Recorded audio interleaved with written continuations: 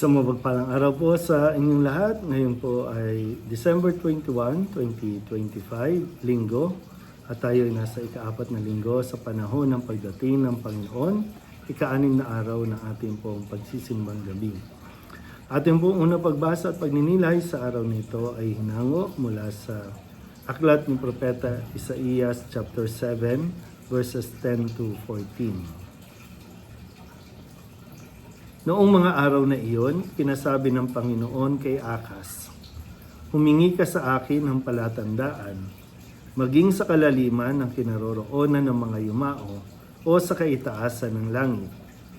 Sumagot si Akas, "Hindi po ako hihingi, hindi ko susubukin ang Panginoon."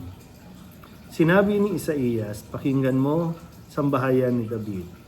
Kulang pa ba na galitin ninyo ang mga tao, na pati ang aking Diyos ay inyong niyayamot? Kaya nga't ang Panginoon na rin ang magbibigay ng palatandaan. Maglilihi ang isang dalaga at manganganak ng lalaki, at ito'y tatawaging Emmanuel." Ang salita ng Diyos.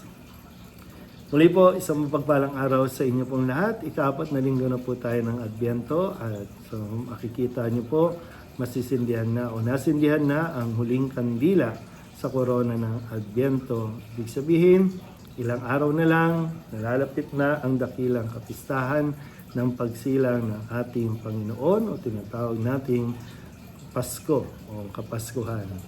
At sa ating pong narinig na pagbasa, bagamat narinig na natin ito nung ikatlong araw ng ating pong simbang gabi, ngayong linggong ito muli ang binibigay sa atin na kwento, ang kwento ni San Jose.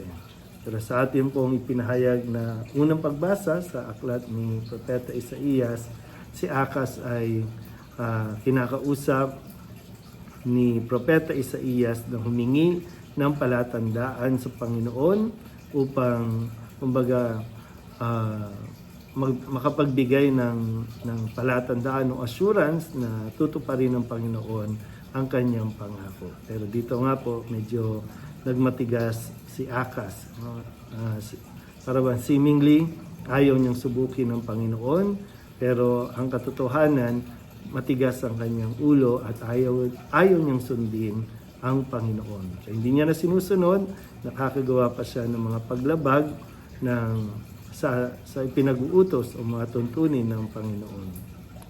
Kung kaya dito, magandang paalala sa ating lahat, lalong-lalo na siguro magandang i-point out natin ang mga tatay na pinagpapahayagan ng mga salita ng Diyos sa araw nito. Kung paano dapat ay hindi maging matigas ang ulo katulad nitong ni Akas, dahil meron siyang responsibilidad at malalim ang kanya pong obligasyon para sa kapakanan ng bayang Israel, pero siya po ay nanatiling matigas ang ulo, kung kaya't sinusuway niya ang Diyos. Samantalang si San Jose, na matapos pagpaliwanagan ng anghel, nang siya ay magising, sinunod niya ang bilin o mga sinabi ng anghel.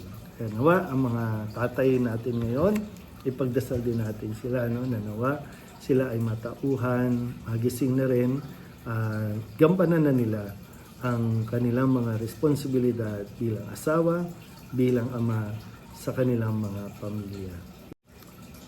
Muli po, ialay natin ang araw na ito, espesyal na panalangin para sa lahat ng mga tatay, lalong-lalo na para sa mga pinanghihinaan ng loob, para sa mga naduduwag, para sa mga nalilito at hindi alam ang kanilang gagawin.